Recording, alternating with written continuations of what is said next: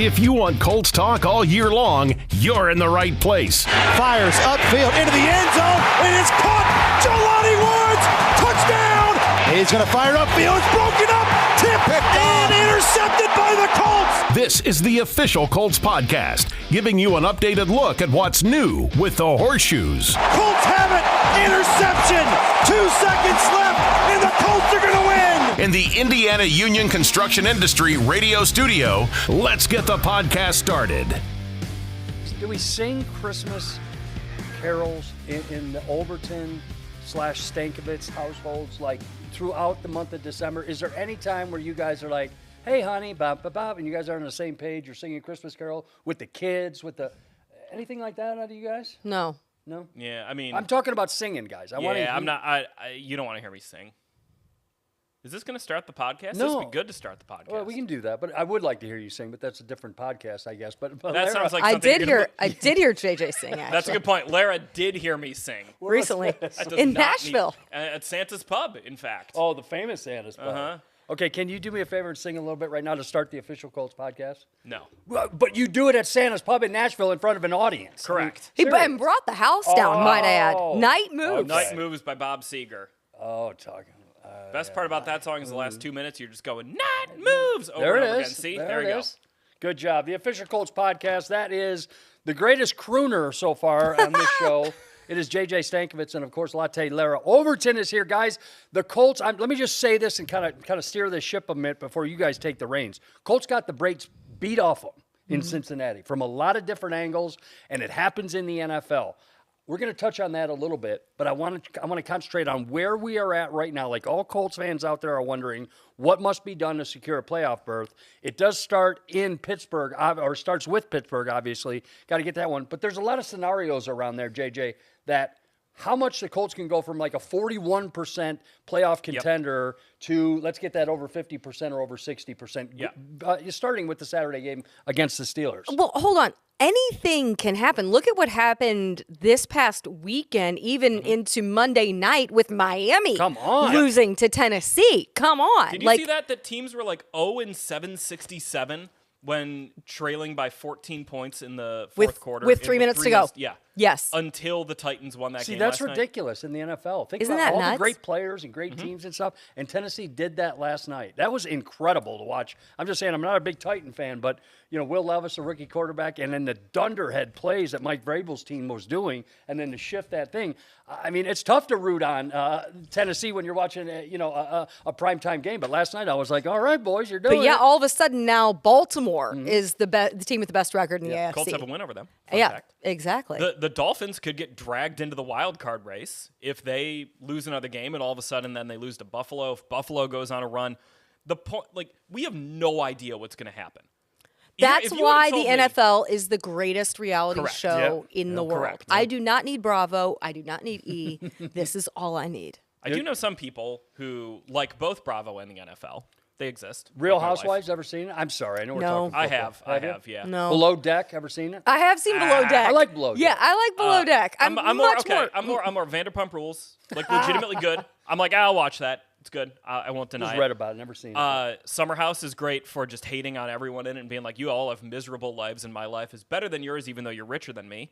And then, some other Real Housewives. See what I love what you're doing. If you're a Colts fan out there and you like Bravo, This is great for yeah, Colts no, content if right you here. like Bravo, we are the official team for the Bravo viewers out there. So true. I know we're doing well. We're going to make it in. Larra, I'm just saying, like, when you go to this playoff scenario, what's going on? You just called about it is like one game, you never know what's going to happen. And we've seen what happens in the later weeks of this thing. But starting with a home game, starting with a backup quarterback, starting with all these scenarios that are going, TJ Watt and concussion protocol, I barely say must win.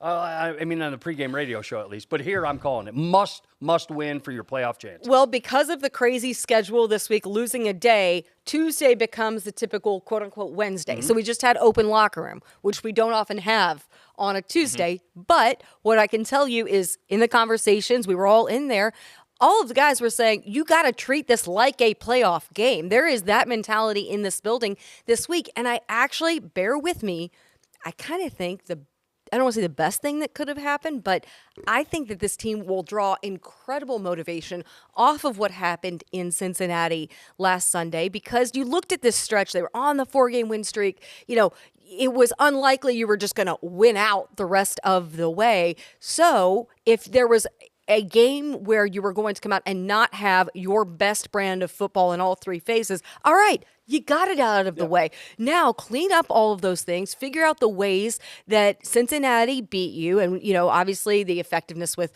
their run game, with screen passes, the self-inflicteds, which terrorized you over the course of that game. All right, now you know how to clean it all up. Now you're ready to go. And this is something I asked Shane Steichen about in our conversation on Monday, was through the win streaks, the losing streaks, whatever, Shane has remained the same.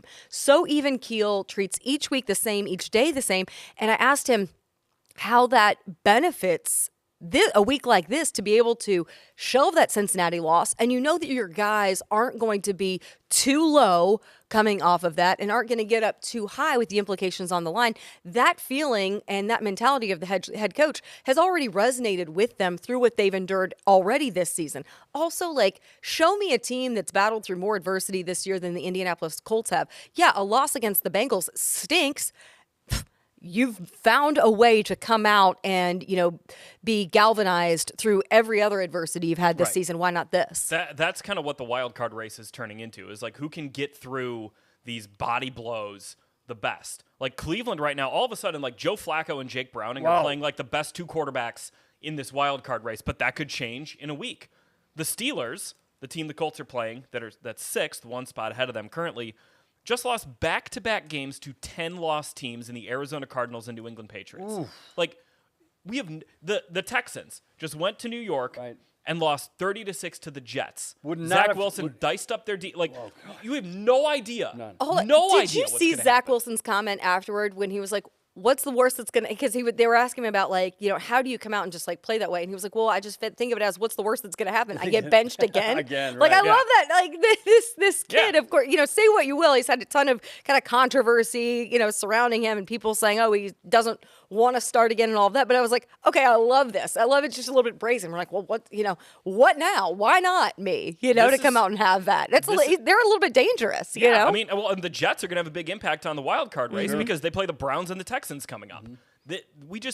There are so many different things that can happen that you're just I can't. The Titans coming back and winning. Perfect example. By the way, 15.5 point underdogs. 15.5. To go win that game. They're the biggest game. underdogs of the weekend, right? And there's just so much. We have no idea how this is all going to play out. I cannot wait to see just how the Colts respond now.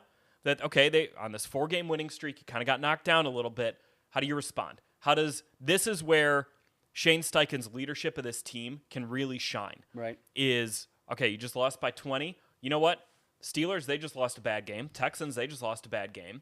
Here come the Broncos. Here come the Bills. Here come the Bengals.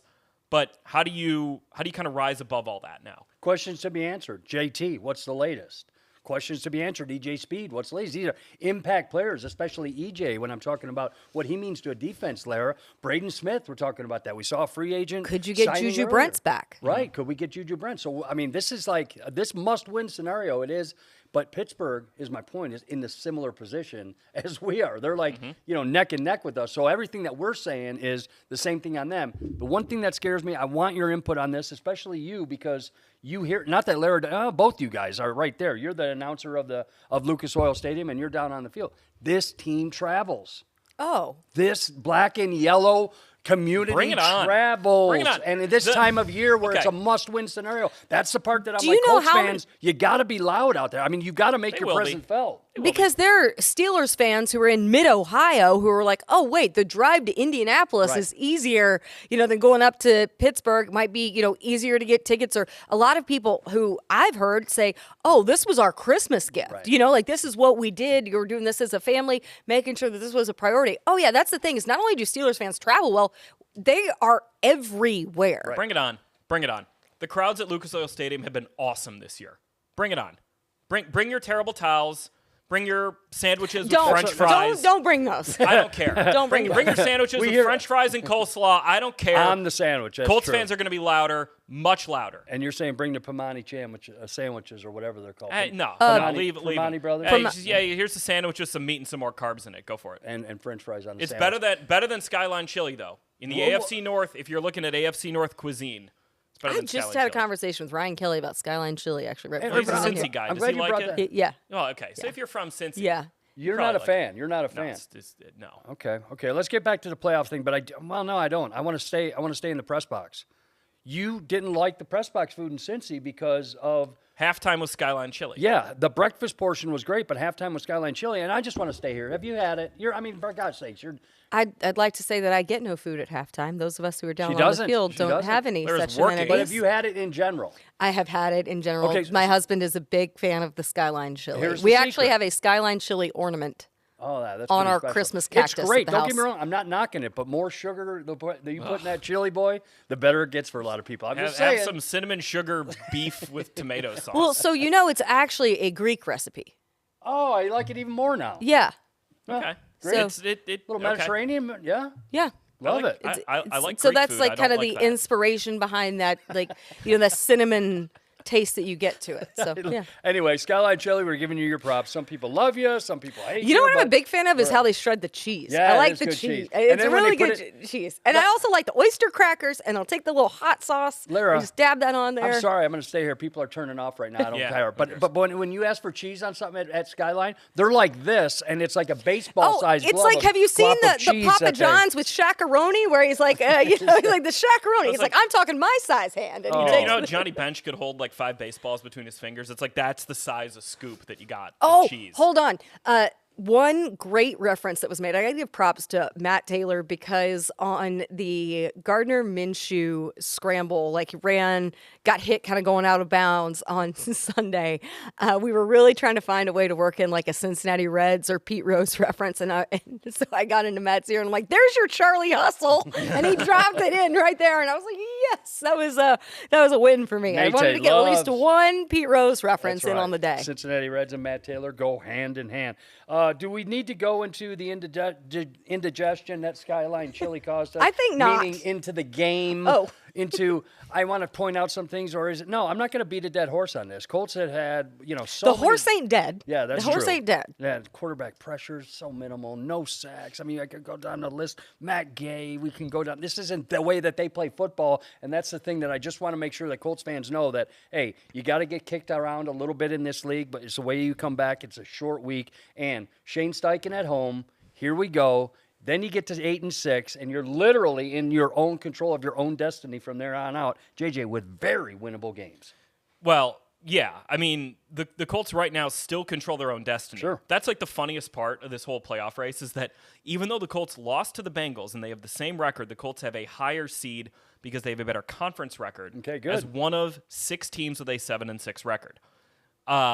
The thing, so when I wrote this rundown, it was sort of like, all right, let's look at some issues that popped up on Sunday. The run game, Zach Moss only getting 2.2 yards per carry. The screen game, Colts are last in the NFL, allowing 7.6 yards per attempt on screens.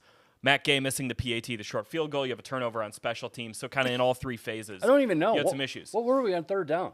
Like, what was that? Not great. It wasn't? But you were in a lot of 3rd and longs because Zach Moss had a number Sure. of runs that gained fewer than a yard. You also had a lot of penalties that put you back and behind the sticks. The penalties as well. did not help either. To me, the thing that I want to see fixed the most out of all of that, the run game needs to be better. Okay. And Shane Steichen talked about it today in his press conference that, you can stick with the run game. Maybe if you're getting, 1 yard, 2 yards here or there, but you can stick with it if you pop an explosive one, a 30-yarder, a 40-yarder, like we saw Zach Moss do early in the year. Those have kind of dried up, and you need to be able to get that explosive gain to keep justifying the run game. But at the same time, it's hard for this offense to turn one-dimensional. When you look at Gardner Minshew in his career, he's had 8 games where he's thrown for 300 or more yards, and he's 1-7 in those games. Wow, okay. And he's a backup. That's what happens. If you need your backup quarterback to throw that much, chances are it's because you're losing, and you need those yards to come back. And if you're losing, it means stuff probably wasn't working in the run game, which you usually need to support a backup quarterback. So it all kind of works hand in hand. I want to see that run game get some explosives this week. And that's the thing for me. You're looking at the opponents, absolutely need the run game back. TJ Watt concussion protocol, Highsmith concussion protocol. Backup These guys quarterback do have a little bit more thing. time, though. That's the thing. They're coming off that Thursday night game, so they do kind of have the benefit of a little extra time to clear as opposed to, Colts who are coming off of a short week, losing a day this week. What do they scare you? Where do they scare you offensively right now? George Pickens going through some things up there with, some sideline stuff going on. I don't know if it drags into the locker room or not. TJ Watt, but it's a Mike Tomlin coach team that they can beat you wherever, whenever. It doesn't matter who's playing quarterback. Does he scare you? Mitch Trubisky, does this defense without TJ Watt scare you? I think that a Tomlin defense always finds ways. Typically, obviously they've had their share of unfortunate luck over the last couple of weeks and a couple of losses. But I do think that he's one of those who is able to retool week to week based on what he has to work with. I think, offensively, it's really going to come down to being able to stop the run. If you are able to mitigate their run game, then you're able to help kind of the rest of your guys in your secondary contain the weapons that they have. So that's, to me, it all starts up front, especially with having Grover back. It's funny, like, I was listening to an interview with a Steelers beat writer recently who was talking about in Pittsburgh, they're getting kind of frustrated with Mike Tomlin. And I'm like, oh, how? I'm like, there are every single team that is like thinking about making a head coaching change is like, please fire him. Right. Because we would love to bring him in a minute. For my money, Mike Tomlin's the best coach in the NFL. Really? Yeah. And you look at what he's done, the longevity he's had, and how every single freaking year the Steelers are competitive. So, okay, they got Mitch Trubisky starting, their backup. You might not have Watt. You might not have Highsmith in this game. You like you mentioned, you got the stuff with George Pickens going on. They're going to be competitive. Yeah. They're going to be a challenge, and they're going to be a pain in the butt to play, no matter who is on the field. As long as they are wearing those helmets, those black helmets, and as long as Mike Tomlin is on the sideline, they're going to be a pain in the butt to play. Larra, when are we going to hear about Juju Brents? When are we going to hear about EJ Speed? These are big subtractions from a team that needs them, especially when you're playing football in December. So the way the week works is Tuesday is a walkthrough, and then there's scheduled to be practice on Wednesday and Thursday. So there will be an quote-unquote kind of injury report that goes out that's reflective of had we, it was a walkthrough, but had we held a practice, this would be the injury designation. So then you'll see how those guys progress. So by Thursday, you'll have a pretty good indication of where those guys are. But if you look at last week, it did come down to seeing where they were 24 hours out from the game. So I would anticipate both guys being a game time decision based on how they look Thursday, Friday, and then how they respond, going into Saturday based on the period that they have with the, mock game on Friday. Yeah, Juju and EJ were both questionable on last week's final injury report, and then they were downgraded to out on Saturday. I would Is there say any good news in that? Well, probably that they were close, that, both of them were close to playing. Right. But I do think you'll probably see, like Larra said, something similar where maybe Thursday those guys are listed as questionable. We'll also see what Braden Smith's status is. That's going to be important to watch.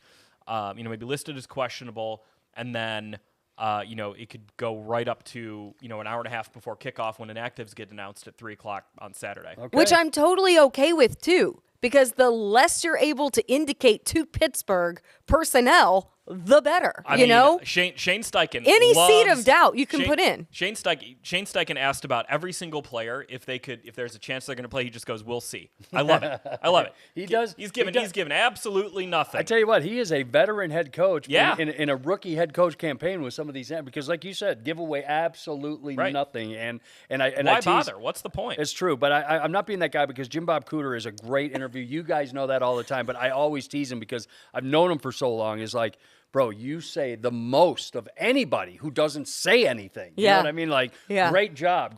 Some of these guys, they put a fine art on it, but I'm just saying they do give the great updates and stuff. But I love to hear what everything goes on in the press conference with Shane Steichen. Since you brought up Jim Bob, we asked him about this. Do you get, and we've talked about it across our office, how much he has mannerisms in his media availability that mimic Peyton Manning?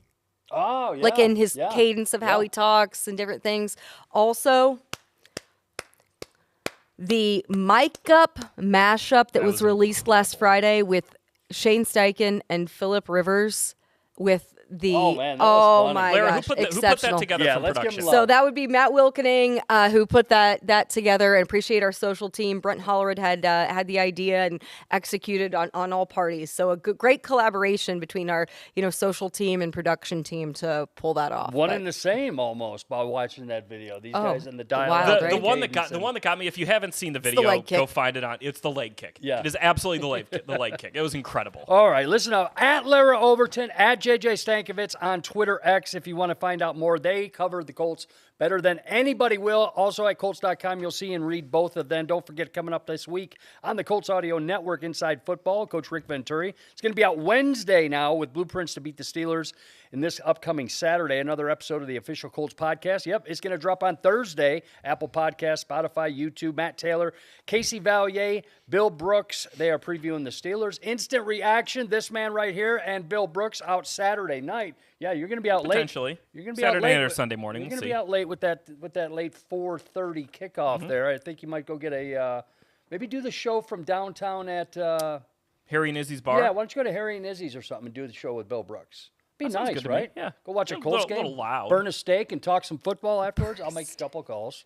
Shrimp You, cocktail. you do like your steak bricked, right? I do. Yeah. You gotta cook my meat. I'll just say that. Saturday night or Sunday morning, breaking down the Colts Week 15. It's the best. You're gonna want to follow it, and as always, keep it locked on the Colts Audio Network, Colts.com, the Colts mobile app, and everything else. I'm gonna get in trouble here, and I don't mean to because I'm not. I'm playing this straight lace. I think I'm gonna make a mistake, and maybe we'll have to clean it up. But I had the best Mexican food driving to Cincinnati a couple of years ago with the voice of the Colts, Matt Taylor, and it was a place called the Velvet Taco. Oh yeah, it's a chain. Searching this. They're Is around. it? I've not heard Is of it. that? Am I pronouncing it right? Yeah, we. It's a we're- chain? Yeah, Is it in town? Listen, it was at a gas station. Really? Larra. It was at, Matt Taylor knows about it. Larra, it was at a gas station when you stop. You go, pull. So you got one side and it's got it's got bags of chips and gas and chewing tobacco and smokes. And then on the other side is this nice little restaurant. And I do mean little, but it was Velvet Taco. Incredible. On the Love drive this. to Cincinnati. Yeah, they're all over.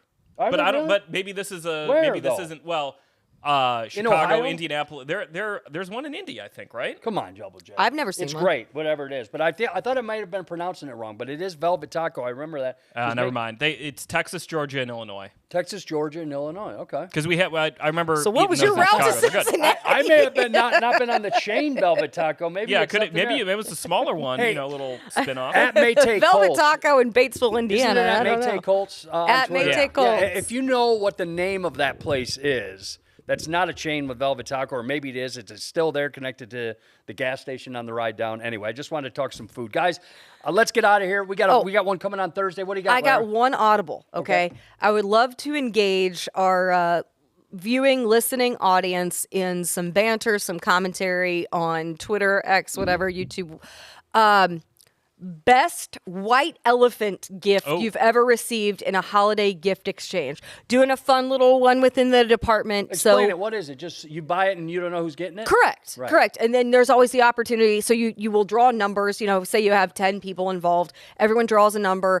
But say you're 5. If you draw 5, you can steal what someone ahead of you drew, so there are a certain number. You can't steal an item more than twice. Like an item can't be stolen more than twice. But yeah, so it's just a general item, a $20 item that anyone would enjoy. So, kind of gender neutral, but, something that you would enjoy having or would be Is there useful or that- is entertaining or beneficial. Is So, there that giver awesome. out there that says, I'll show you for $20?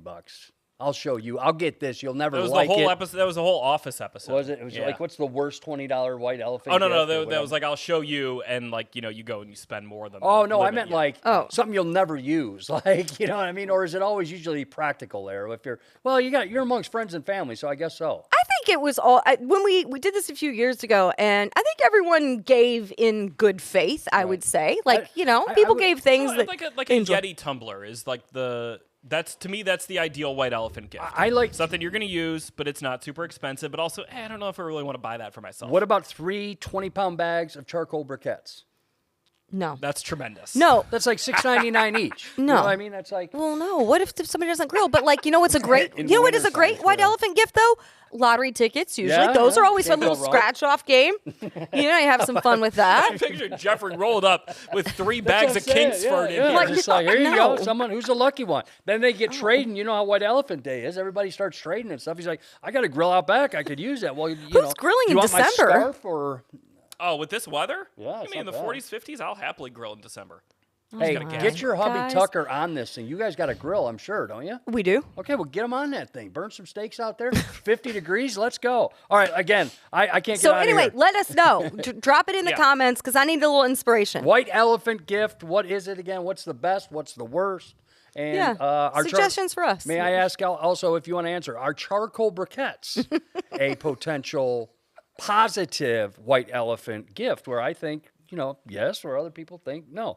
All right, for Larra, for JJ, Saturday, 4:30 kickoff against the Steelers. Playoff implications everywhere, must win. I'll say Throwback game. You guys don't have to say it. Yeah, tell me about the uniform real quick. The old 1950s retro look. You saw them last year. The guys wore them last season as well, so those are back. Is it double It's horseshoes cool. It's got back? the double horseshoes on the back of the helmet, so the side's all white. Right. No surprise to you, I have some custom throwback sneakers. Let me guess, Nike. They are Nike. Okay, yeah. you're going to see this with a horseshoe Correct. small, this one. But you can see it. It's all over the website. Where and no horseshoe here, I think. And Right?